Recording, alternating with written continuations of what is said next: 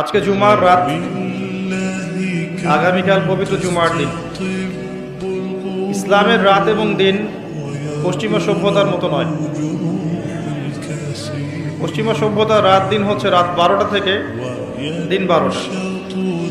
ইসলামের রাত এবং দিনের সংজ্ঞা হচ্ছে সূর্য ওঠা এবং ডোবার সাথে। অলরেডি আমরা জুমার রাতে প্রবেশ করেছি। জুমার দিনে অনেক আমল আছে, তার মধ্যে অন্যতম কিছু গুরুত্বপূর্ণ আমল হচ্ছে বেশি থেকে বেশি রাসূলুল্লাহ সাল্লাল্লাহু আলাইহি ওয়াসাল্লামের প্রতি দরুদ পাঠ করা। নবী করিম সাল্লাল্লাহু আলাইহি ওয়াসাল্লাম বলেছেন, কেউ যদি তার প্রতি একবার দরুদ পাঠ করে আল্লাহ রাব্বুল আলামিন তার প্রতি 10 বার রহম করবেন। বলেন সুবহানাল্লাহ। তার আমল নামায় 10টা নেকি লেখা হবে, 10টা গুনাহকে মাফ করে দেওয়া হবে এবং তার মর্যাদা 10 গুণ বাড়িয়ে দেওয়া হবে। বলি সুবহানাল্লাহ।